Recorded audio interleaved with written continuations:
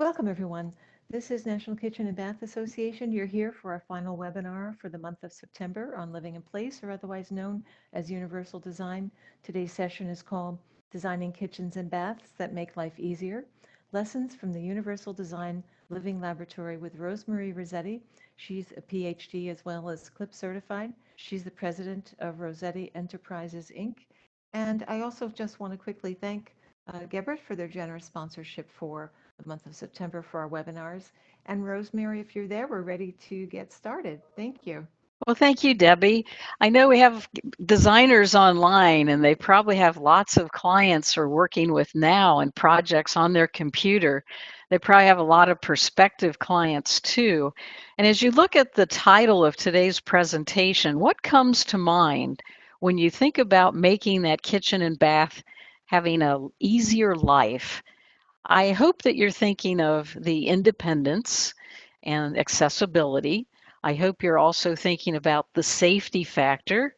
I hope you're also thinking about the comfort factor. And today we're going to be looking at a national demonstration home, and that's where I live. You're looking at the Universal Design Living Laboratory in Columbus, Ohio. We're going to use this as a case study. Now, granted, you're all looking at this house saying, my goodness, this is a beautiful Frank Lloyd Wright inspired prairie style architecture. It's a luxury custom home. But I want you to think about the features that I'm going to be showing you, that they could be incorporated into some affordable homes, such as Habitat for Humanity. We're looking at the features rather than the finishes. We're looking at the space that's created and how an inch makes a difference in making life easier. I use a wheelchair for mobility, and for me, this home was designed with independence in mind. I think to start out, you need to understand my story. This was June 13th of 1998. You're seeing photographs of a bicycle trail, the headlines from the newspaper, and a crushed bicycle helmet. What happened to me was definitely a life-changing event where suddenly I was hit by a 7,000-pound tree and instantly paralyzed from the waist down. This was a turning point for my life and my business. As a result, things changed. I was in a hospital for 5 days in intensive care and then in a rehabilitation hospital for the 5 weeks of 1998, spending the summer there. And then for 2 more years, 3 days a week, going to occupational and physical therapy.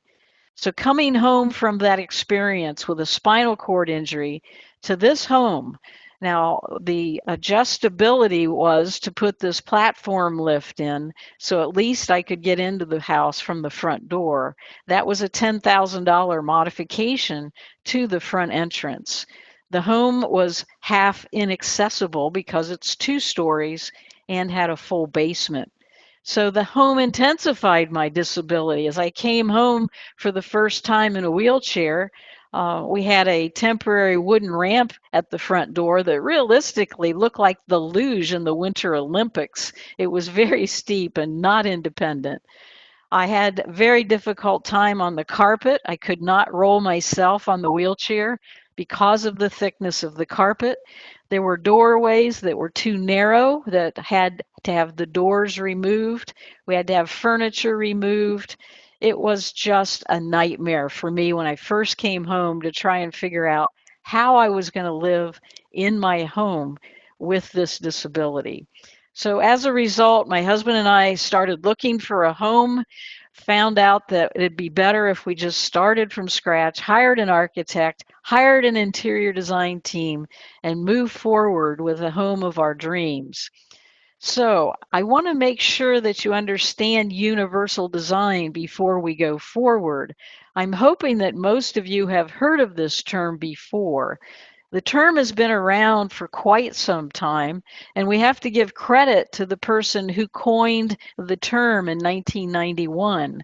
This is a photo of Ron Mace, an architect who had polio and used a wheelchair, who assembled a group of design professionals and came up with the concept that is defined here on the screen. I think the most important component is it's usable by all people. It's not just for people with disabilities.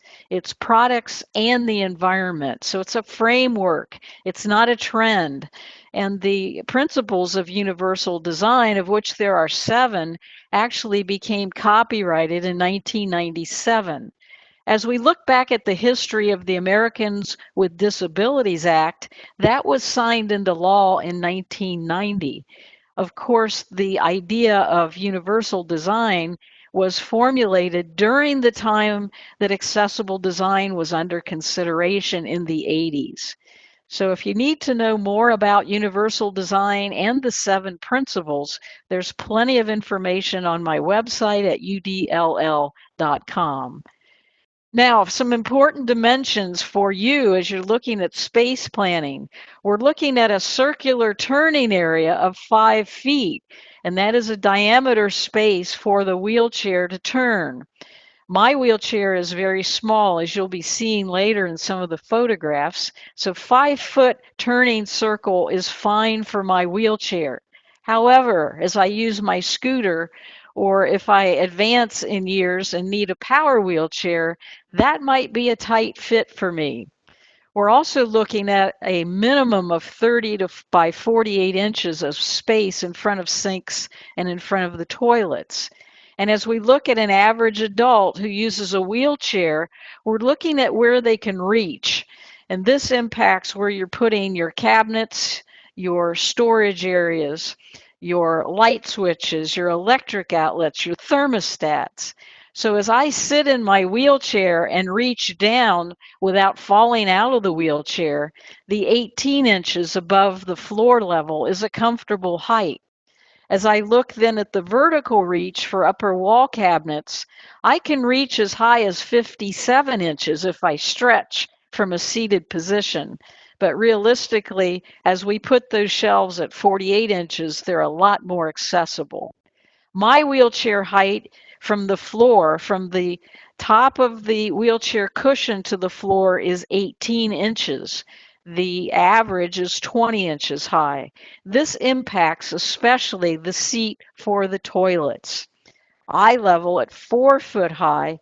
I am actually 4'2" when I sit down.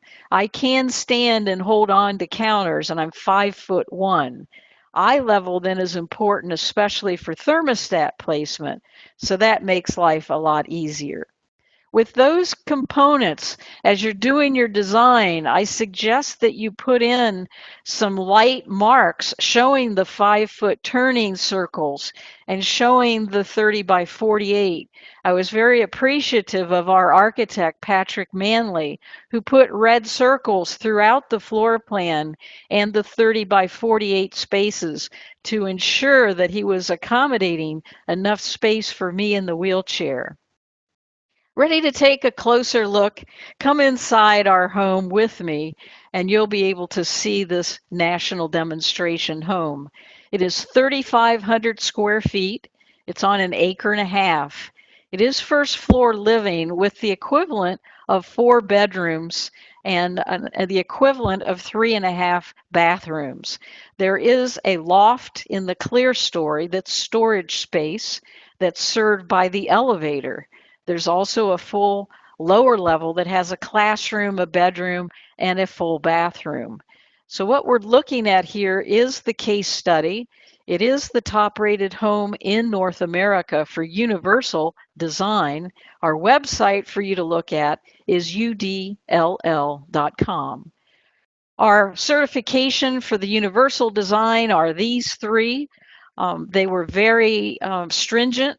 These are not equal to the ADA. Universal design is way above the minimum components of ADA. So I want you to understand that. We are way beyond the minimum standards, but we have used the ADA for the guidelines. So beyond the Universal Design 3 certifications, we also have a LEED Silver certification and the NAHB Gold certification on the National Green Building Standard program. So we have fused universal design and green building in our home. One of our main designers, you may know her well, Mary Jo Peterson. She is world famous. She's gotten many national awards. She's written many books and articles and speaks all over the country. This photo was taken in January of 2005 when I met Mary Jo at the National Association of Home Builders, the International Builders Show. I told Mary Jo after she made a presentation on universal design that I would like to meet with her and buy her lunch and show her my floor plans. Now, Mary Jo was so busy at this show, you could imagine. The only thing she had time to eat was this little power bar, which was the lunch we provided her. But it was at this moment in time that I asked her, will you be our kitchen and bath designer and put your expertise together to help us with the products and the space design of our home? And fortunately, she said yes and became a lead of our design team for the kitchen, bath, pantry, and the wardrobe laundry room. In addition, my best friend, Anna Lyon, who lives in Columbus, she had done 3 previous home designs for me. And of course, I was going to pick her again. She was the overall interior designer that put the exterior colors together, that put the finishes together. I took her all over the country with us to showrooms, to Parade of Homes. We worked together as a team then with Mary Jo Peterson and with my husband to put this house together. The house, as you come in, has the first room that you're going to want to look at is that powder room. And it's a very beautiful room. That's what you see from the front entrance. You first come into the foyer and you're facing this door, the entry to the powder room. Anna Lyon was so insistent that we not see the toilet when this door was open. We're looking at feng shui. Feng shui was also a component of the design, and Kathy von Volkenberg was our feng shui consultant. So, how did we achieve hiding the toilet from the front entrance? And that is with a very creative, unique solution of an interior pocket door that you're seeing here. It's a very lightweight door with resin, and this door made that screen visible so we don't see the toilet. We've got great lighting here with a natural skylight that was functional with the push of a button to open and close. When anyone goes in the room, the lights go on as well as the exhaust fan, helping people that don't know where the light switches and the fans are so they don't have to fumble around in the dark trying to find them. We also have plenty of knee space, as you can see under the sink. Great hardware. You can see on the door, we have the lever handles. And if you look closely at the plumbing fixture on the faucet, it is a single lever handle. The door is 36 inches wide. Let's take another look at that powder room from the inside. You're seeing the motion sensor on the wall. You're seeing the pocket door. The creative part is you can just slide it back into the wall and it disappears, giving you the space that's needed for transferring onto that toilet. If you have a larger scooter or a power wheelchair, you have more space. And if you have someone helping you on that transfer, it gives that person lots of space when you push that pocket door in the wall. You're seeing that we put a phone by the toilet. We have a beautiful grab bar with a little angle to it so you can either pull yourself up or you can push down as you're trying to lift yourself on and off the toilet. The toilet paper holder, so simple. We mounted it so it was in a vertical position so that the toilet paper simply just was able to be positioned easily and not fall off. All the toilets are 18 inches from the top of the toilet seat to the floor. You can also notice on the right, we're exposing some of the cabinet hardware. The D handle hardware is throughout the home, making that easy. If you have paralysis or arthritis, those handles are very easy to hold on to open those cabinet doors. Let's move on and look at the sink in that powder room. It is a beautiful vessel sink that was mounted so that it is close to the edge of the counter. That counter is 33 inches high. It has small glass tile in it.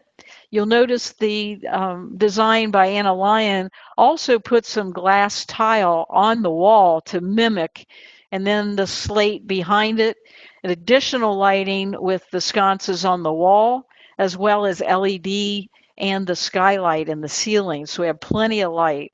Who says universal design has to be institutional? I think you will agree. This is a very beautiful countertop and sink area that is totally accessible for people who use wheelchairs and scooters and walkers. We'll now travel from the powder room into the master bathroom. That is the transition now you're seeing from the master bedroom into the master shower. Take a look at the level floor transition going from hardwood floor onto the tile. And as you look at the hardwood flooring, you'll notice that it is a matte finish. It's not going to glare back at you. That's very important for all the floor surfaces as well as the countertops, because we don't want glare as our eyes age especially. You can also notice the position of the wall switch there in the bedroom, as well as the positioning of the electric outlet. That particular outlet is not in use. That is for a future outlet for lighting, for night lighting from the bedroom into the bathroom. The doorway is 36 inches wide and is a pocket door. It is very easy to open. We then have the ceramic tile on the floor that has a slip resistance coefficient of friction of 0.6 when the floor is wet. The flooring underneath has electric so that it is a heated floor, as well as the towel bar is also heated. We have a bathtub over to the left. You're seeing the decking, and that is an 18-inch high, making that a nice transition as I independently transfer from my wheelchair onto that decking. Now, just a little bonus and anticipation. Look at your calendar on October 17 at noon. I will be taking you into that next room where you're looking straight ahead. That is our wardrobe laundry room. That room is as large as our bedroom, and that's where all the clothing is stored and all the laundry appliances are in that room, making that a wonderful ergonomic room for doing laundry, getting dressed, undressed, storing your luggage, and all the clothes storing solutions will be revealed at my next webinar on October 17. Let's continue looking at some of the pocket door hardware that is used on our home.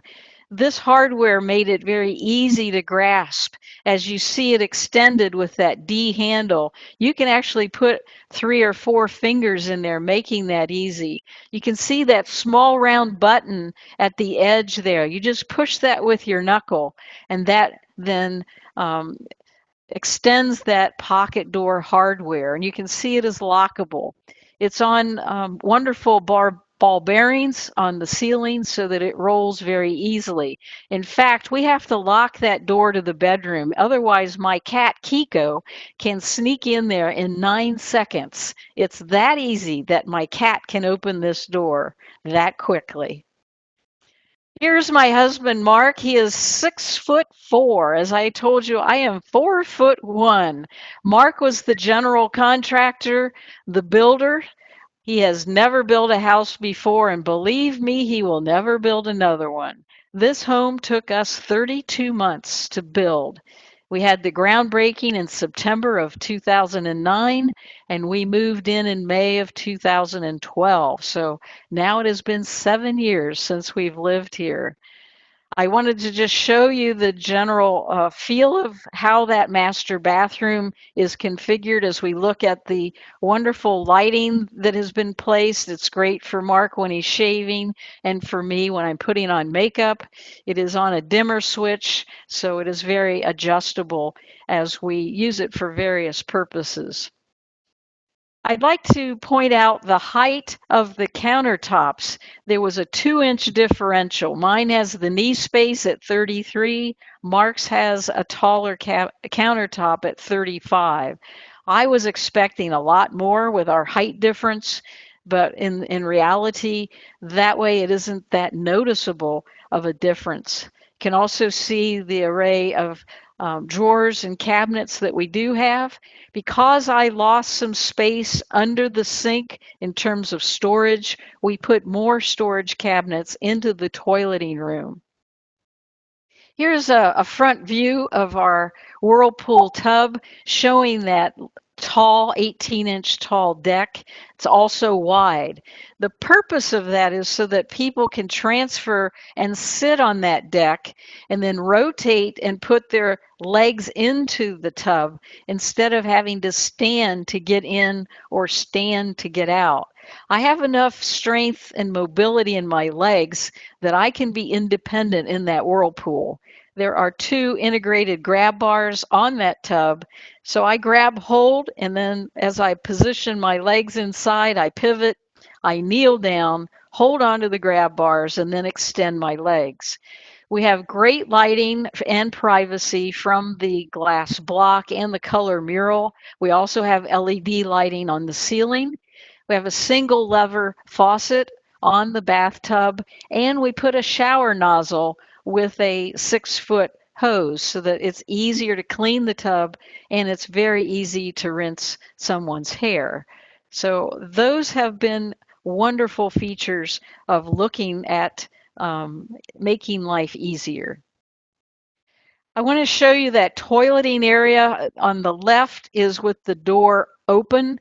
On the right is with the door closed. I don't know if you've used these before. A lot of people come in the home, a lot of the builders and designers, and with great interest as if they have never seen these telescoping doors. These are 2 panels that were installed with the lightweight resin. They're installed like a barn door. We didn't have enough room to fully enclose a pocket door, so these just fold upon themselves. It's a great solution when you want privacy, you want a lightness in the door so it's easy to open and close. So telescopic doors work wonders. Here is the view of that telescopic door from the inside of the toileting room, so you can see its finish. It's very much like a barn door and glides very easily and has a lock on it. You can also see we have an exhaust fan switch there for the ceiling fan that is very accessible for use in that toileting room. As we're looking at toilets, we're looking at a comfort height, anything from 17 to 19 inches. Recently, I was at a convention in Cincinnati. When I went into the ladies' room and I transferred onto the toilet, I realized a 20-inch toilet is way too tall for me. I couldn't even touch the floor when I was seated on that toilet. My legs were just dangling and it was very uncomfortable. So thinking in terms of wall-mounted toilets or buying a toilet with a height from 17 to 19 inches. Also, when you're placing the toilet, looking at the center of the toilet being 18 inches from a side wall. Putting toilets by a wall is superior to not having that wall with the grab bar.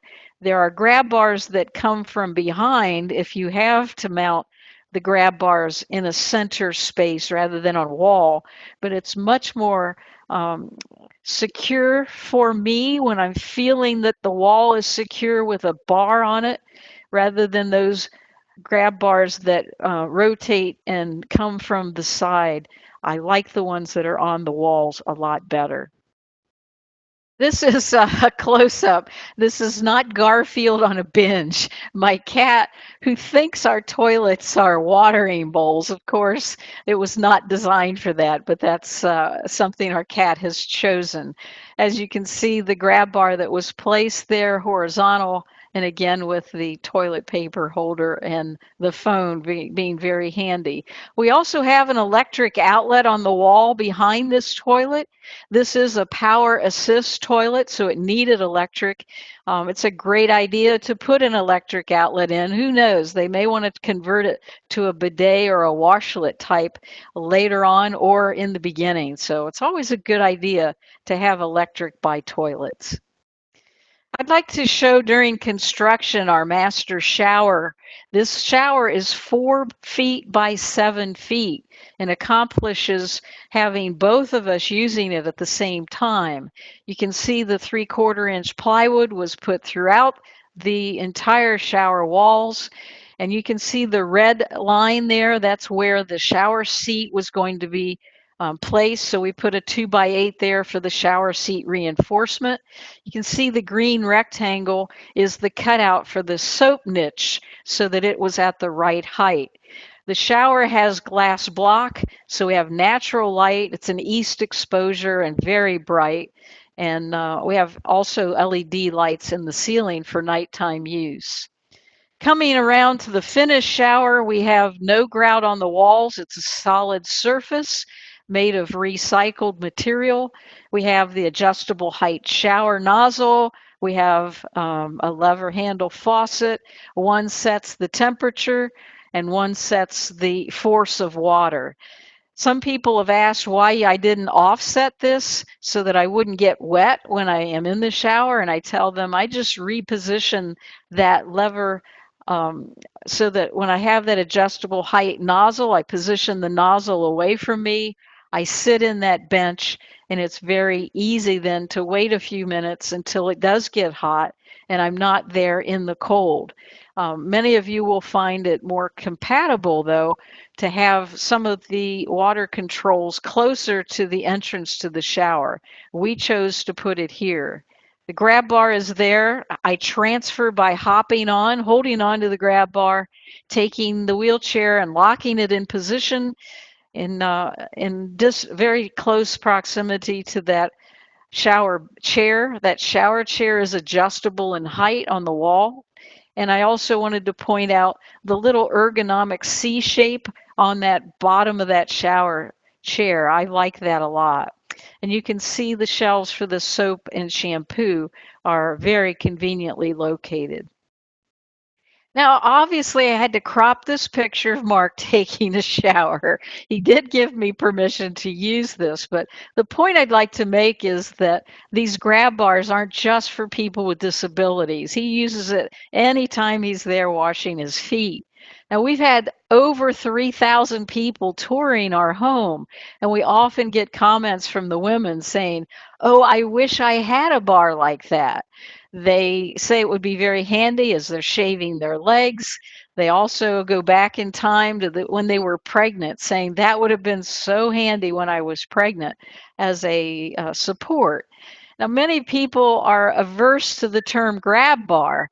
Maybe you could use a different terminology that might be a marketing differential and call it a balance bar instead of a grab bar. But they're wonderful, wonderful safety devices and help people of all abilities, all heights, all sizes as they are holding on in the shower.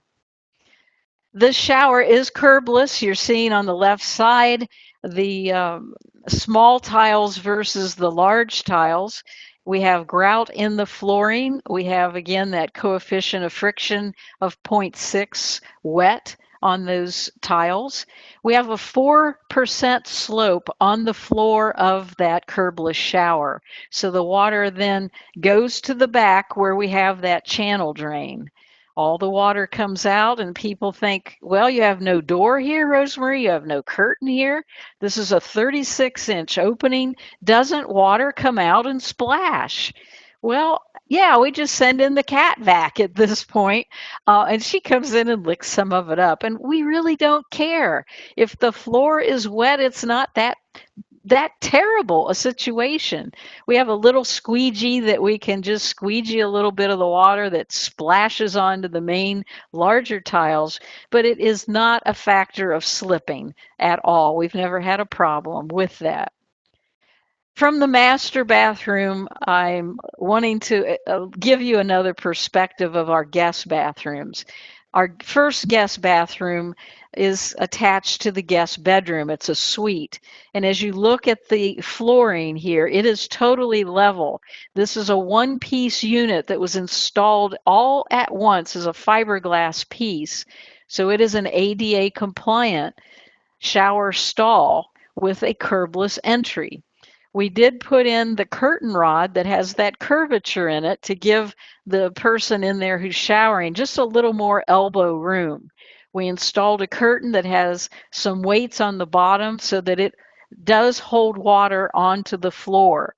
We were thinking in the future of putting a rubber dam across there if it does become a problem with water coming out of that shower. But so far, our guests have respected our wishes and not positioned the shower nozzle towards the curtain.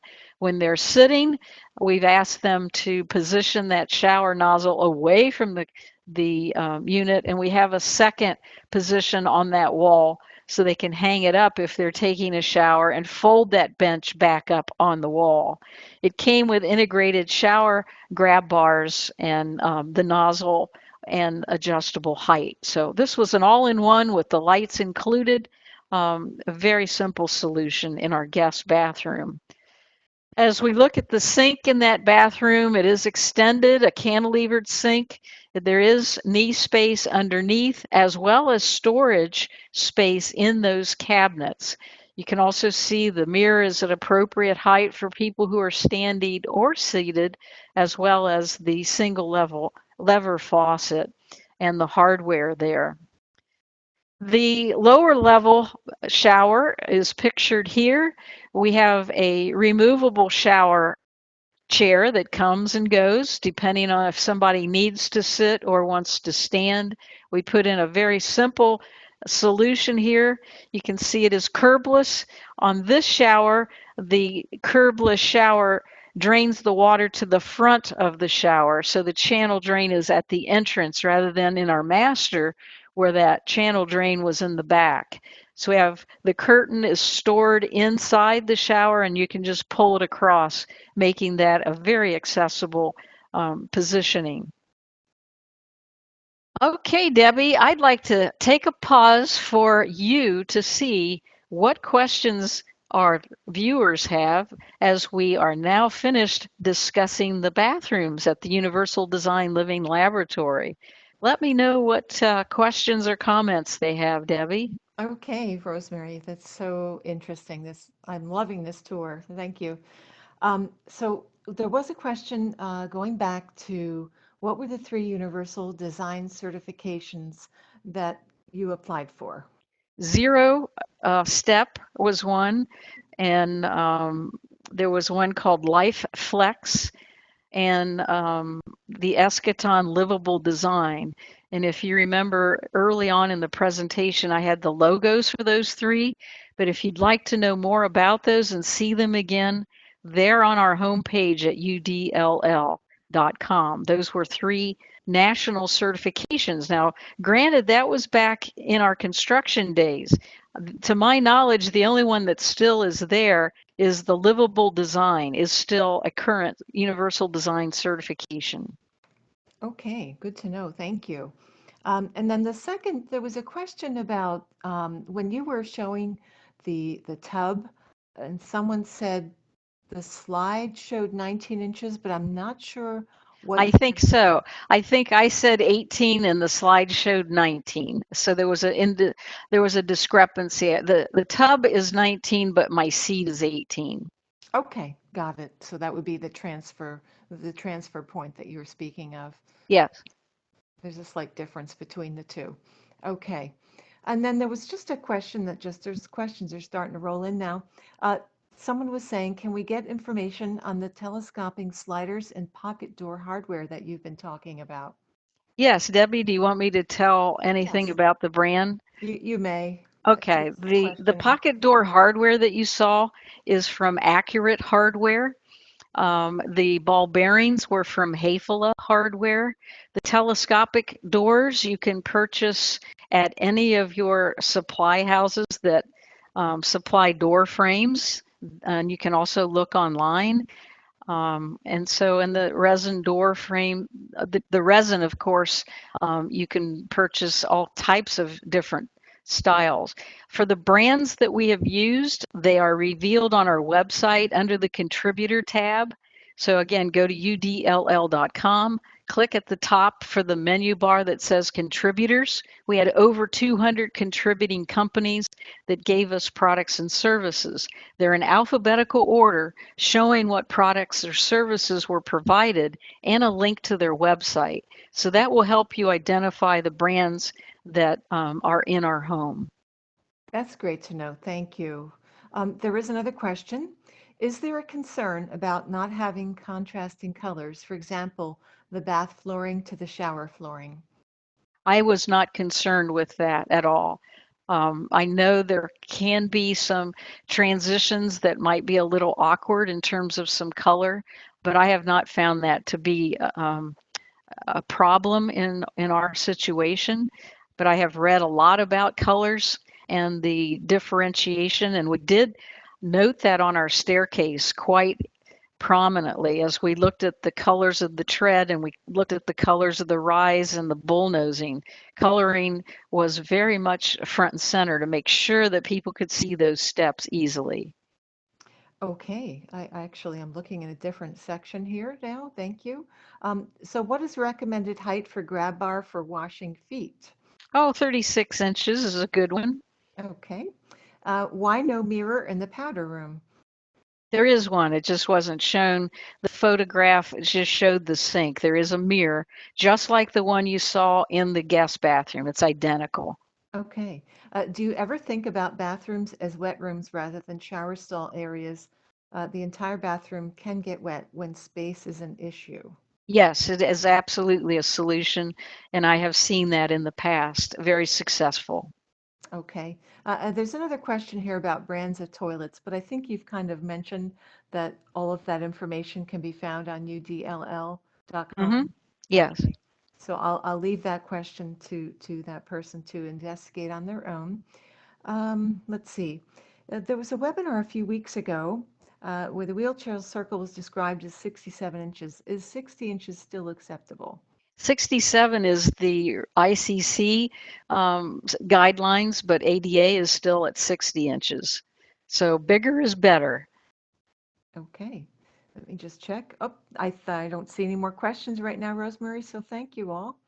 Thank All you. right. Thank you. Let's go on into the kitchen, my favorite room. I am the cook. Mark is the cleanup guy. We wanted to make sure that this house had total independence for me and total safety, convenience, and comfort. So the prominent feature is the center island.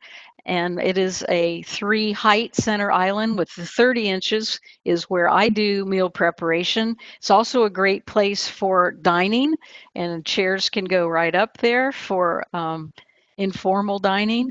The next height is a 35-inch countertop, and then we have the 40-inch countertop, which is Mark's preference.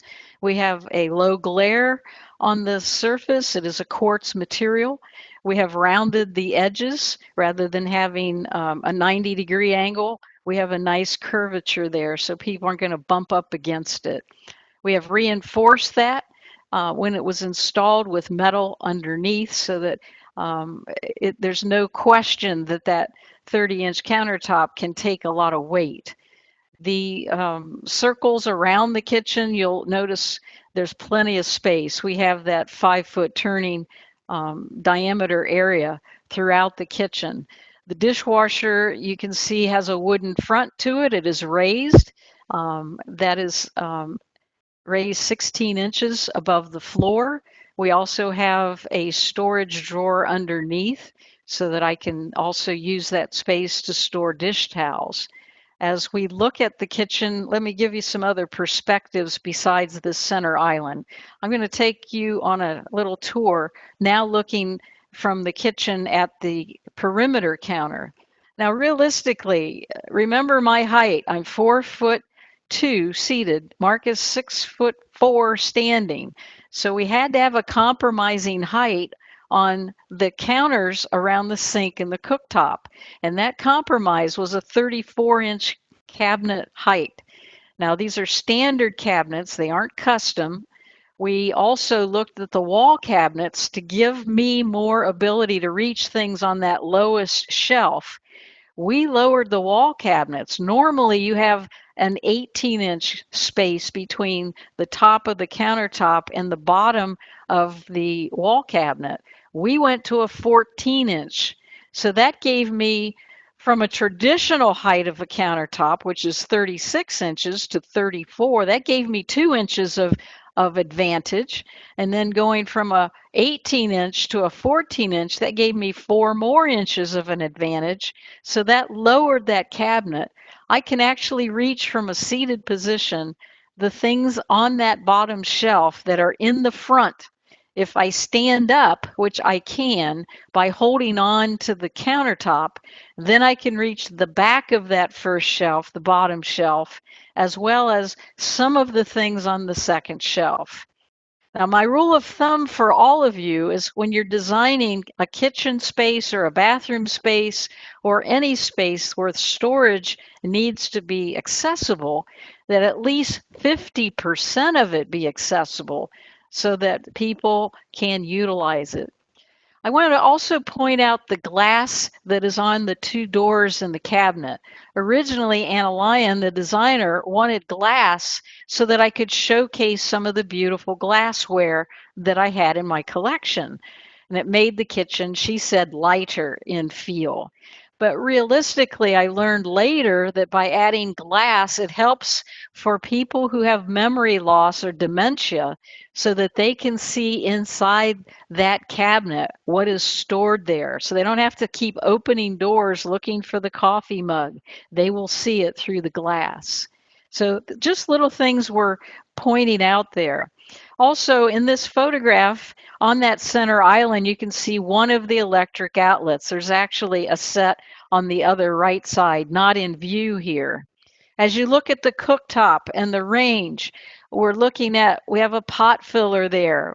We have the controls for the ventilation and the fan at my height level, at waist height level, so I can turn the fan on and the light on right there. We have the burner controls up front. We have knee space and storage under that cooktop. And one of my favorite appliances is that in-counter steamer and pasta cooker. I mean, with a name like Rosemarie Rossetti, would you not expect me to sometimes cook spaghetti? This allows me to independently and safely cook a whole batch of noodles. So I use the pot filler, add water, boil the water. I then immerse a basket of uncooked pasta into that boiling water. When the noodles are done, I lift the basket, drain the water, put it in a serving bowl, and then I turn those knobs and that water drains instantly right there underneath that appliance. So some wonderful components in this kitchen and bath or kitchen design. You're also going to see the side-by-side refrigerator freezer, which I'm a big fan of, and you're seeing the knee space under the sink. Let's take another look at that sink. We have these LED tape lights underneath all of the cabinets as well as on top. So those are very helpful for task lighting. We also have LEDs on the ceiling for additional lighting and lots of windows indeed. Mary Jo Peterson, again, responsible for a lot of this design, put in these pull-out spice drawers that are very conveniently located by the cooktop area. We also had her put in this appliance storage garage so that all those little small appliances were out of the view of everyone and not cluttering the countertop, giving me more countertop surface. And then the electric is right there so that I could use those on that 35-inch counter or move them if I needed to another counter surface. We put in later these pull-down shelf units that articulate, making that a lot easier so that I could reach some of the shelves that were too high out of my reach. They now come and pull down to my reach. As we look at the toe kick, you can see they are highlighted here in gold. They are 9 inches by 6 inches. You can see the cutout picture on the right is my old home showing my wheelchair footrest, how it was positioned in the older home in the cabinets where it did not fit under that cabinet at all. The advantage is I can go forward into those countertops rather than having to be sideways. It gives me 2 more inches of space and reach on my arm. It is a lot more ergonomic if I'm rolling right up to the counter and using a knife to cut and chop things. It's a lot easier on my body to be facing the counter rather than being sideways to the counter because of the limited toe kick area. The windows in our home are all casement windows. We like those better than the double hung. We selected this brand because the lock was reachable from a seated position. As we continue looking at some of the fine points, we selected an oven with a hinge on the side of the door rather than on the bottom, making that much more accessible and safe and totally independent for me. We positioned the microwave right next to it under the taller component of that center island. That also has a side hinge on it. The deep drawers are conveniently located. I like them better than opening a door and having to pull out a shelf. These are so easy and convenient at the height that they're placed, and they're very deep for all of my dishes on the top, and on the bottom, all my skillets, pots and pans, and lids. Here's another little convenience item. It was such a narrow space and so deep, but this little pantry pullout worked so well there. And as you look at the hardware, again, it's that D handle that focuses on the ease of holding on to that handle and pulling that out. So we've got lots of shelves and lots of storage that's very easy for me to access. Here's a close-up showing the height of a 34-inch counter, showing those burners, and showing the ease of reach of the electric outlets that were on the wall. Very convenient for anyone to utilize. As I roll under the sink, you can see the disposer is to the back. I also have hidden the garbage disposer switch underneath the counter. It's an air switch rather than on that back wall for safety so people don't think it's a light switch and accidentally turn on the garbage disposer. The dishwasher showing that as a higher element with about a 16 inches off the floor, making that usable and convenient for people who are tall as well as people who are seated. Everyone likes the taller dishwasher placement. Next to the kitchen is the pantry. You're seeing 2 separate photographs of the pantry. The door in the back goes into the garage. The one on the left showcases the under-counter refrigerator, the under-counter ice maker, and the under-counter storage for material. It's on wheels. That's a serving cart. You can see that it's in its docking station now, but has wheels, so I can just roll that out into another part of the room and use it as a serving cart. The ingenious component, I think, is how we store our canned goods and dry goods.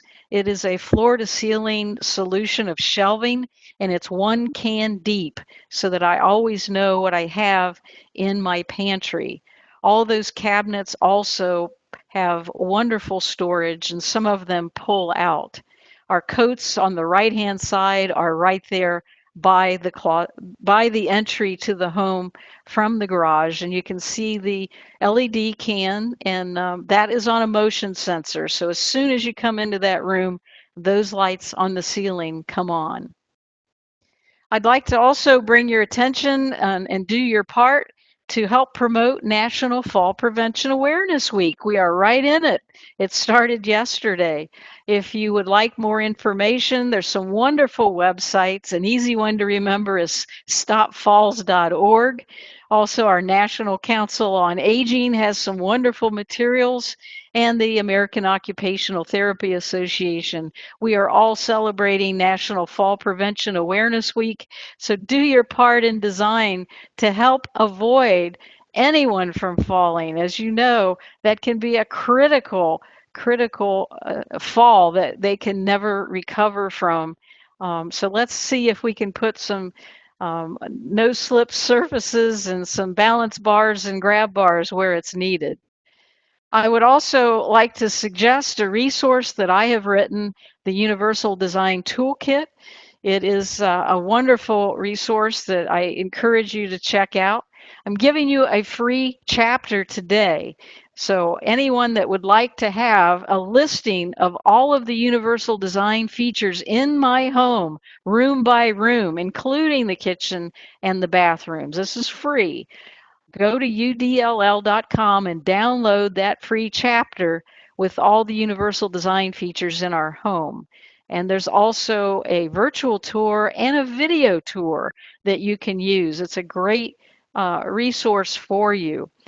This toolkit is available to you right now at a price of $97. You can purchase it now on our website in the digital format, so you can always have it on your mobile devices or on your desktop. It's great because you can take it with you on your appointments and have the actual dimensions and photographs to help show your contractors and builders as well as your clients.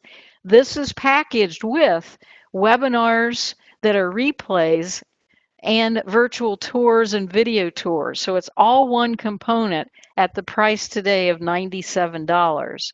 It's also available in print form. If you just want the book and not the digital, you can always go to Amazon. Amazon is the big bookstore and buy just the printed version of the toolkit. I also have an invitation to come to my house. I know it's short-term notice. What are you doing next week? October the 3rd, from 8:45 until noon, I'm inviting you to my home to experience the Universal Design Living Laboratory for an accredited course only for interior designers and architects. If you would like to come, it is at designarts.org/lab. It's $149 for the half day, and you get 3 credits. Come and meet Mark and I, be at our house, take all the pictures, ask all the questions, and you'll really experience the true value of universal design and see it up close and personal. So please, if you're interested, register today, because this thing is coming up very quickly, and I need to know if we're going to have enough people to actually hold this class. So I have a special request. If you're interested in coming to our home in Columbus for this class, please register today so I know we have enough to fill it. My website as a speaker is rosemariespeaks.com. I do speak for a living. Friday I was at the AIA Ohio conference in Cincinnati. If any of you have chapters that bring in speakers, please consider having me in to do a presentation for you at your conference or meeting. You can see more videos and more about the programs that I can deliver besides webinars. Now, the virtual tour is fun. Just again on udll.com in the upper menu bar, it says tours, and go to the virtual tour. Google was our sponsor and took over 700 photos of our home and our landscape. You can go into our house starting at the front door, going right inside and moving your mouse throughout the house. You can zoom in and actually read the labels on the appliances. You can read the labels on the Campbell's soup cans, and you can go to the lower level. It is a far out, wonderful virtual tour. Now, there's a game you can play. Our cat, Kiko, is an orange colored tabby cat, and she was the photo bomber during this photo shoot. So, as you're in the rooms, see if you can find Kiko in some of the rooms throughout the home. Our contact information is here on the screen. Feel free to reach out to me. My phone number, my email address is there. I can be a resource to you now and in the future. Debbie, I'm hoping that you've got some more questions, that we just have a few more minutes. So we've got the timing just perfect. Let's see what else is on their minds. Okay, thanks, Rosemary. So we do have some questions. Now we're going back to when you were talking about the island in the kitchen, and the person wants to know how deep is the space below the island, 30-inch height?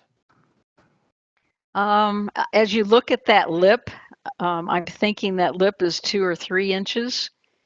As I roll under that 30-inch cabinet, I have plenty of space between the bottom of the cabinet and my knee, but I don't have that specific memorized. But it's a 30-inch countertop, and then you can see it's about a 3-inch countertop that's on top of that. Okay, did you mention what the overhang is at that? No, No, okay. I don't remember. If Okay. somebody needs to know, I'd be happy to send you a reply to an email. I'll go out and measure whatever it is you need that you didn't get. I'll be glad to do that. Sounds good, thank you. So someone's also asking, did you reduce the toe kick height to get the lower counter? No, the toe kick was standard at 9 by 6 by the manufacturer. Okay. And how did you say that you drain the hot pasta liquid from the full pot? You just turn the knobs. There's 2 little knobs, and it makes it drain instantly. So it's all plumbed underneath. Okay. What was the design reasoning for having a taller base cabinet to the right of the sink countertop in your kitchen? For the dishwasher, I'm sorry. The reason for having the taller base cabinet to the right of the sink countertop in your kitchen? because of the dishwasher that's raised. Okay. Great. There's someone, I think they're making a comment, but I'm not sure. They said they have problems with the code in some areas having less than 18 inches from the bottom of the wall cabinets to the countertops. Do you have any thoughts on that? We had no problems whatsoever, and I've seen it in other um, examples. So everybody's going to have differences of restrictions, and we had none. We had, in fact, through the entire house process, we had nothing that was ever brought to our attention that was going to be a little questionable where we had to appeal anything. We were really concerned about our um, entrance from the house and the garage, because there's no step anywhere from the garage entrances, of which there are 3 to the house. They're all level thresholds, but our building permit people never stopped or questioned us on that. They realized what we were doing and why we were doing it. Okay, great. The other question I have here is, for access in the kitchen, would you ever use a touch latch rather than any kind of hardware? Those are a very good solution, where you just touch them and they open and close. I have not experienced them personally. I've just seen pictures of them. So I can't comment in terms of a brand that's out there and usable, but I would expect them to be very easy as long as they held up for a long time. Okay. And then there's a question here about what would you like to add since the 2012 completion? Is there anything that you've thought about? The acoustics could have been improved. We have 18-foot ceilings, lots of windows on that south exposure of the great room kitchen, hard surface flooring. We have a fireplace stack that's all stone. So there's a lot of echoing in that great room and kitchen. We should have put an acoustic fabric on the ceiling to help with that. Okay, let's see. I see a couple more questions here. Can the lower cabinet height be permitted then, as long as the cabinets are 18 inches minimum horizontally apart from the cooktop area? I don't know that answer. Again, that's going to be an individual building code requirement. Okay.